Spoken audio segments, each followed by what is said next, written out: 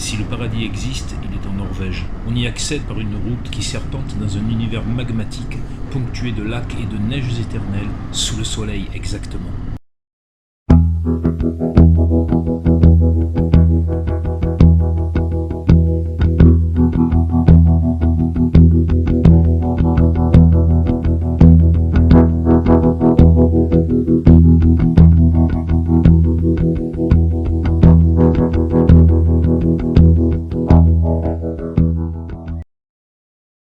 Amis motards, bonjour. On est content de se retrouver en bordure du Sognefjord. On voit là les reliefs qui s'y reflètent et c'est vraiment magnifique malgré les nuages gris. Et nous, on est super contents parce que on sait que la météo va aller en s'améliorant. C'est fini le déluge qu'on a eu hier qui nous a pourri la journée. On sait qu'on aura du ciel bleu. Ça va être une journée fabuleuse en plein cœur de la Norvège. Eh bien, comme d'habitude, on va regarder l'itinéraire du jour, mais d'abord, on va visualiser où on en est. Vous voyez qu'on est déjà pas mal monté. Aujourd'hui, c'est fabuleux. On a 3 routes panoramiques, 3 bijoux. La première, c'est la Sognefjellet, qui va nous mener sur le toit de la Norvège. Ça, c'est extraordinaire. Ensuite, j'ai déniché une pépite qui est tout un peu à l'écart, la Gamlestrinafjellsvegen. Et enfin, là c'est du classique, c'est la Geiranger Trollstigen, bien connue sous le nom de route des trolls. Et puis au milieu, il y aura des petites surprises. Donc on est parti, let's go, et on voit ça en détail. Voilà, notre Sognefjellet, elle est mentionnée avec le fameux signe là, que tu vois au-dessus, qui désigne les routes panoramiques.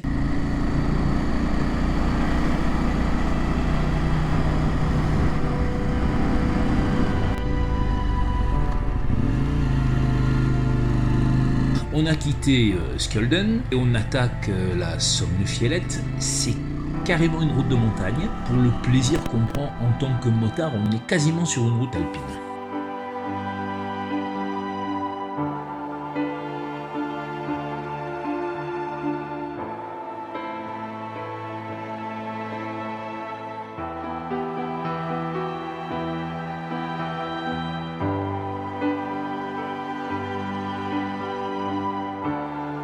On va dépasser le tracteur, mais les bagnoles qui sont derrière vont rester bloquées. On va avoir la route pour nous tout seuls pendant un bon moment. C'est un peu égoïste, hein, mais bon.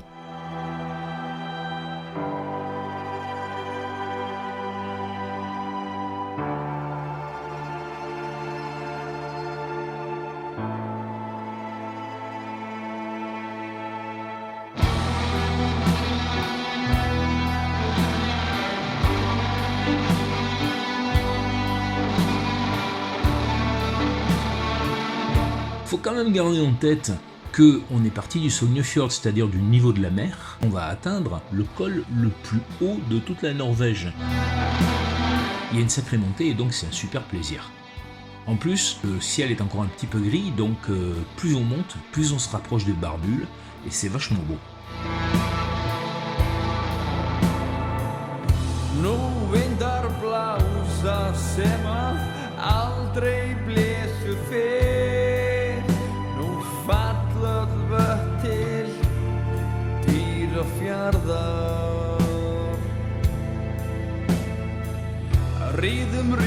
Les lacets finissent par se terminer et on rejoint un haut plateau où la végétation est rase avec beaucoup de roches. Donc ça donne un côté très scandinave, très magique avec de la neige parce que on a beau être au mois d'août, mais néanmoins il y a toujours des névés qui ne disparaissent manifestement pas durant l'année.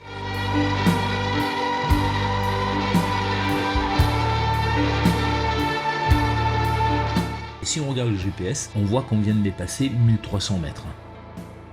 Et la route continue quand même de monter.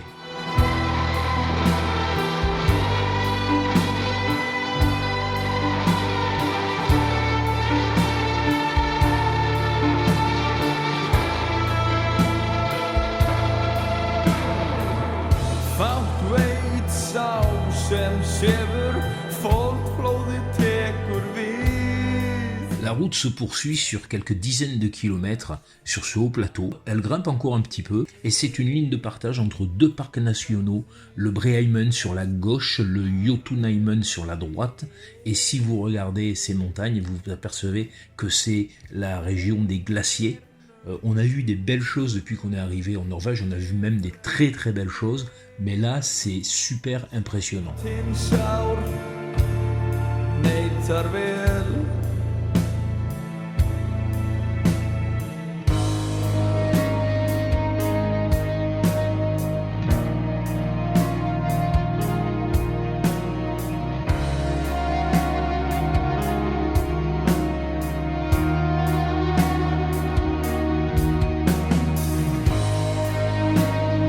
Là où on passe les petites maisons, là, en bordure du lac, c'est Fantestogo. C'est identifié sur les cartes comme un camping. Je pense que c'est super beau, hein, mais il faut aussi sans doute pas craindre la solitude.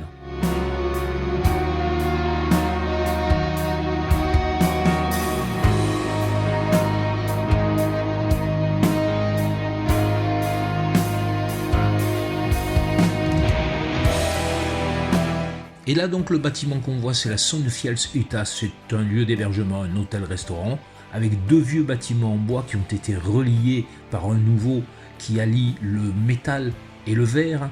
Quand on passe ici, eh bien on passe au point le plus haut, c'est 1430 mètres, et la Sonefjellsvegen, c'est la route la plus haute de Norvège, et c'est aussi la route la plus haute de Scandinavie. Au fond, sur la droite, immense glacier qui est probablement le Fanareken, si je ne me trompe pas dans mon appréciation géographique. En tout cas, nous avons atteint le point le plus haut et maintenant on commence à descendre. On poursuit la route vers l'Homme. On voit d'ailleurs que le tracé que l'on suit est tout à fait différent de celui qu'on avait à l'aller, parce que c'était une montée avec des lacets et une montée très rapide, alors que là, il y a quelques épingles qui ne sont pas très nombreuses. Ce sont des descentes en continu où on descend tout chausse. Donc ici, on passe d'ailleurs devant encore un hôtel pour randonneurs bien connu, et on poursuit donc la descente vers l'Homme.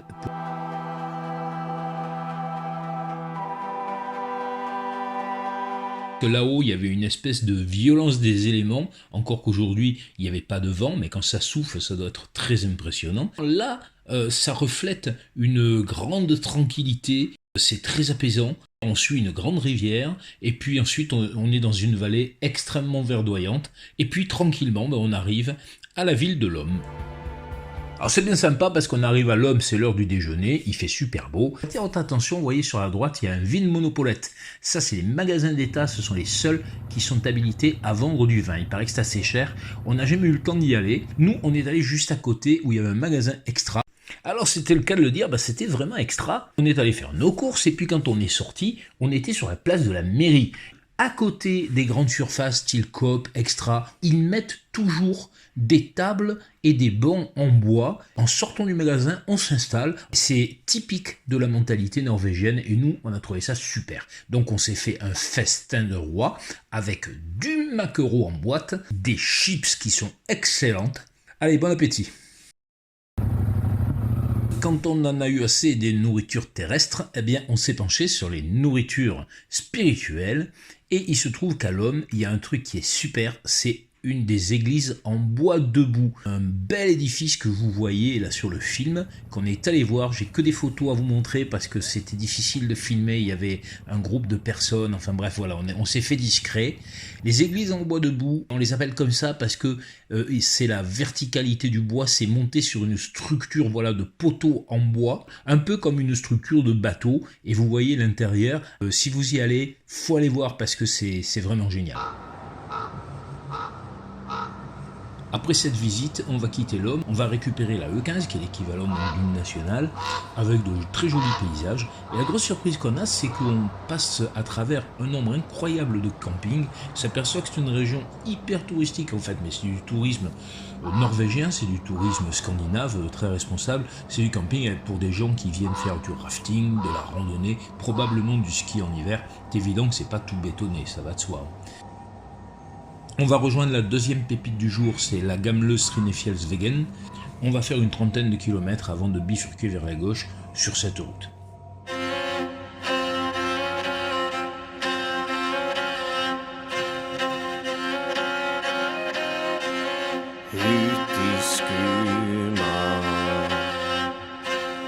Donc donc on arrive à notre deuxième bijou du jour, c'est la Gamle Strinefjellsvägen. Là, on prend sur la gauche une route qui est une ancienne route du 19e siècle, elle rejoint un petit bled qui s'appelle Gjelle. C'est pas la route directe, loin s'en faut, et il y a quasiment personne qui va prendre cette route.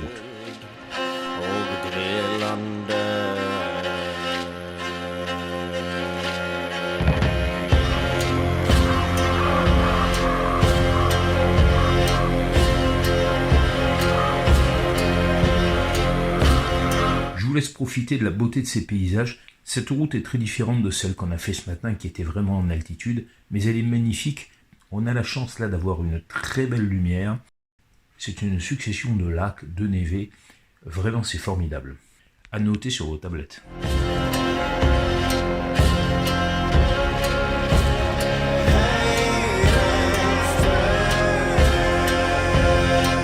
Cette route date du 19e siècle, elle ne sert plus à grand chose maintenant. Elle a tout le charme d'une route qui a été faite à la main. On le voit avec ses murets de pierre, avec ses pierres de garde taillées en bord de route. Et maintenant, elle n'est plus beaucoup entretenue, ce qui fait qu'on n'y verra pas beaucoup de voitures. On y voit des 4x4, quelques motos, des camping-cars, bref, des gens qui viennent faire de la rando et qui, comme nous, l'ont repérée et ont envie de la parcourir.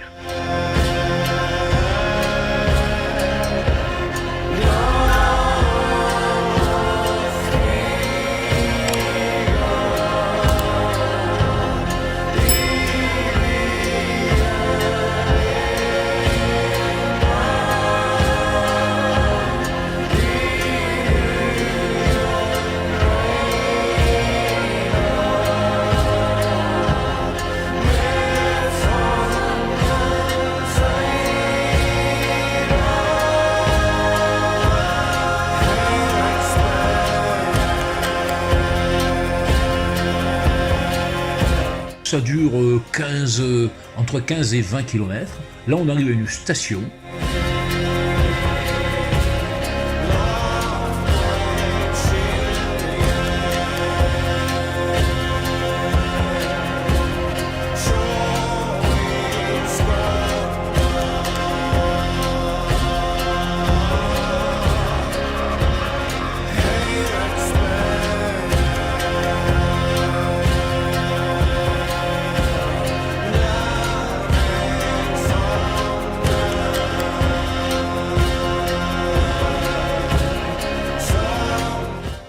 Là, vous avez une vue absolument époustouflante.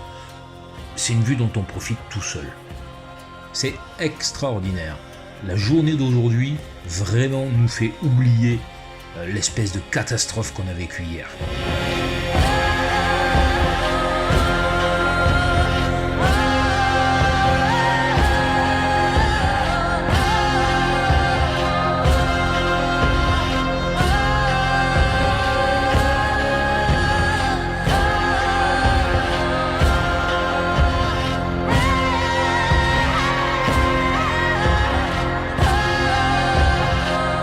Comme tout a une fin, eh bien, on rejoint à ce carrefour la route nationale, la E15, qui va vers le Geiranger. On a fait un petit détour extraordinaire. Dès la sortie du tunnel, eh bien, on retrouve la Geiranger Trollstigen, qui est notre dernière route touristique de la journée. Ça ne va pas tout à fait se passer comme je l'avais prévu. En enchaînant les virages le long de ce lac absolument magnifique, il y a ce panneau d'Alsniba. On s'arrête pour voir ce que ça peut être. Et là, c'est le choc, la Dalsniba, c'est un sommet qui est aux alentours de 1500 mètres. Ils ont construit une route pour y aller. C'est une route touristique. C'est un cul-de-sac, on monte et on redescend. Mais on se dit que les gens qui sont là-haut doivent avoir une vue absolument magnifique sur tout le panorama et qu'on serait franchement bien bête si on n'y allait pas. Donc bifurcation, on y va, c'était pas au programme, mais on le rajoute en se disant qu'il y a un bon coup là. Et on est parti. Et donc, on arrive sur un péage. Parce qu'il y a un truc qu'il faut comprendre, c'est que la Norvège, c'est un peu comme l'Autriche. Il y a des routes à péage quand il y a des curiosités touristiques. Je pense pas que vous ayez envie d'y aller avec un car. Ça risque de vous calmer parce que ça coûte 230 € pour un car. Et les motos, 15 € quand même. Hein, ça pique un petit peu le panorama. Et après, ma foi, s'être délesté d'une quinzaine d'euros, on commence la montée vers la Dalsniba. Et honnêtement, on l'a pas regretté une seule seconde.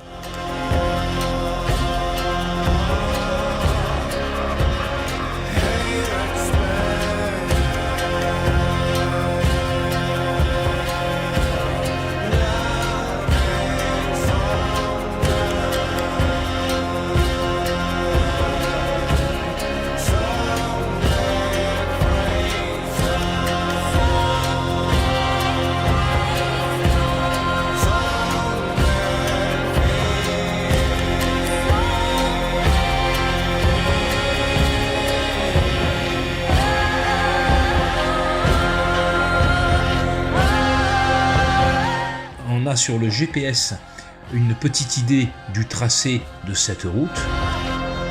Non seulement c'est beau, mais on s'est carrément fait plaisir au niveau de la conduite.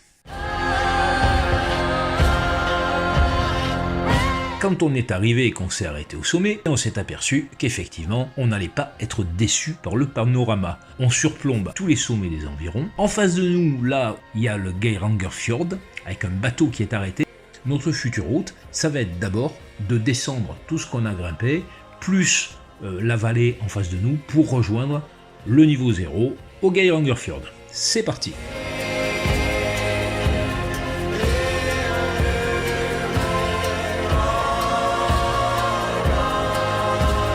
Et comme ce matin, on s'aperçoit que dès qu'on perd de l'altitude, on retrouve des vallées avec des prairies d'un vert intense.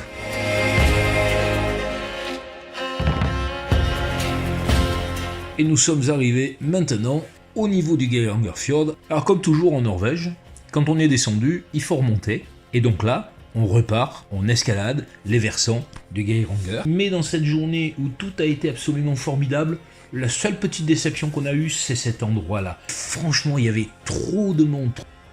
On a vécu avec la première route panoramique et puis la deuxième, des endroits où on était seul au monde. Et là, c'est infernal, il faut suivre les bagnoles à 20 à l'heure, il y a des gens qui se sont arrêtés, il y a des cars de touristes, il y a un gars, il a un camion aménagé en camping-car, enfin par rapport à ce qu'on a vu aujourd'hui, c'est un peu l'horreur quoi. Donc en fait, ça nous a mis un coup au moral ça, et on a décidé qu'on continuait. Il y avait un tout petit bras de mer à traverser à Linge, alors on a pris le ferry en compagnie de nos amis cyclistes, il n'y avait pas grand monde d'ailleurs sur ce ferry.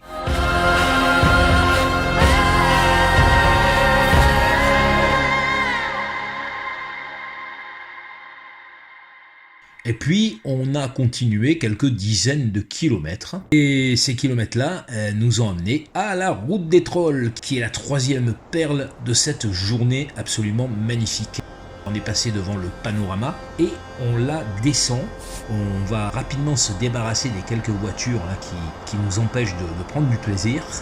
Et voilà, vous avez un aperçu de la route et aussi un aperçu des magnifiques cascades. Cette cascade qu'on a devant nous, elle descend, elle passe en dessous du panorama aménagé pour les touristes et on n'arrête pas de la côtoyer durant toute la descente. On est à côté et puis après la route va passer dessus. C'est vraiment un bon souvenir cette route des trolls.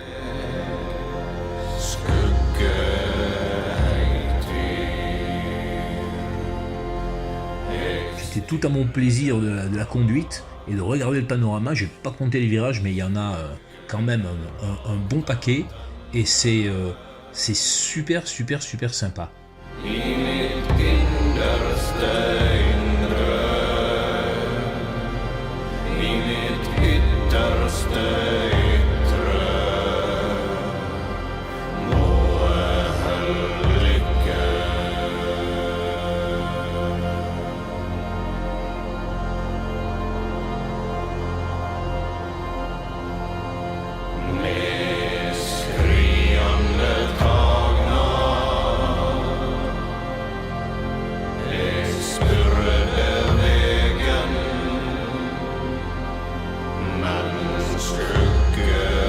Là, on retrouve notre magnifique cascade, on repasse dessus.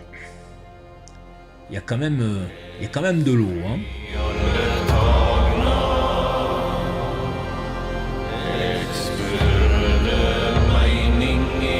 On approche de la fin de cette journée où je vous avais annoncé qu'il y aurait des choses intéressantes. Et c'est notre troisième route panoramique, on y a rajouté à Dalsniba.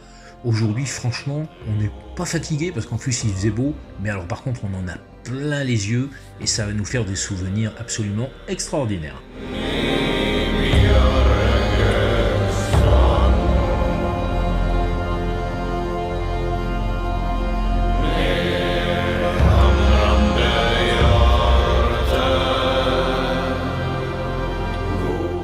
Terminer en beauté cette journée absolument superbe, eh ben, on avait réservé un petit hitter comme ils disent. On y est là avec la moto à côté. On va se prendre un petit apéro pour revivre tranquillement cette magnifique journée qu'on a passée. Et puis nous quittez pas, partez pas encore, c'est pas fini. Je vais vous mettre en bonus, enfin bonus c'est façon de parler, moi je dirais plutôt en malus, la journée d'hier, l'épisode 3. Parce que hier il y avait quand même des choses qui étaient sympas à voir. Vous en allez pas, vous allez voir ça.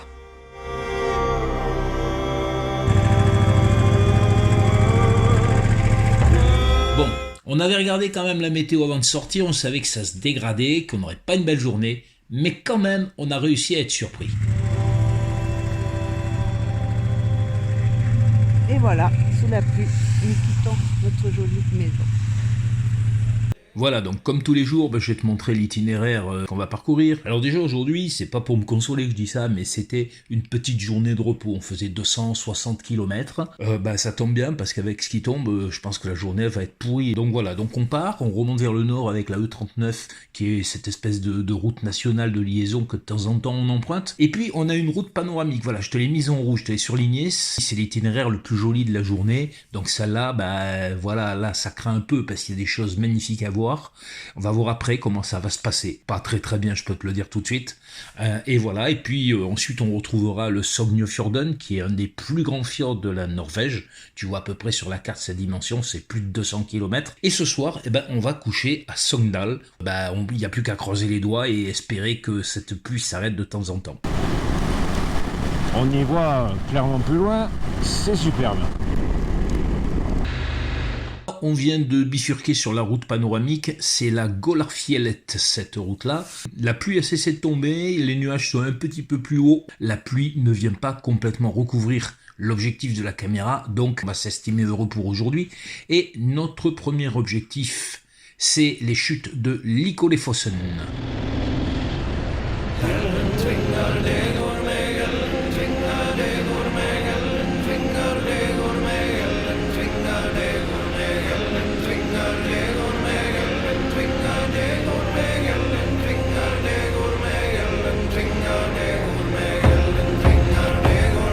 Likolefossen, c'est en fait pas une chute d'eau, c'est plutôt une cascade qui fait une trentaine de mètres de hauteur sur la rivière Endalselva. C'est une rivière qui est très large, ils ont fait une magnifique passerelle pour le surmonter, c'est bien aménagé. On est en basse eau là, on est en août et on se dit que ça doit être impressionnant quand il pleut.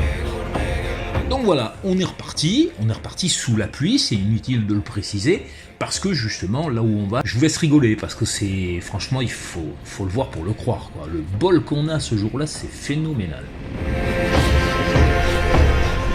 C'est pour ça que tu as un panorama dans lequel on ne verra rien. C'est hallucinant. Le bol qu'on a.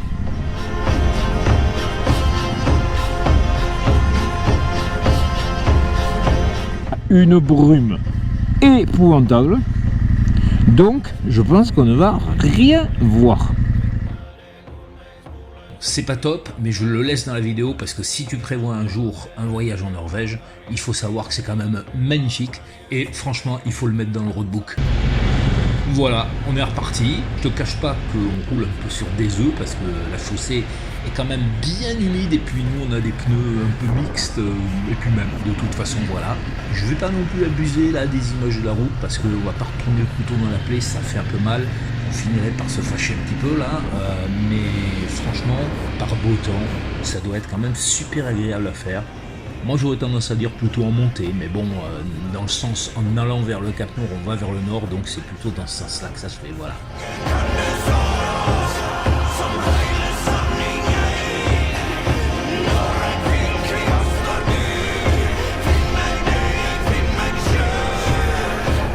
Et on a fini par arriver à Sogndal. J'ai passé les images, de toute façon, t'as compris qu'il avait replu pour la énième fois. On avait loué une chambre dans une cité étudiante, c'est super chouette à faire. Le moral a fini par se remettre au beau fixe.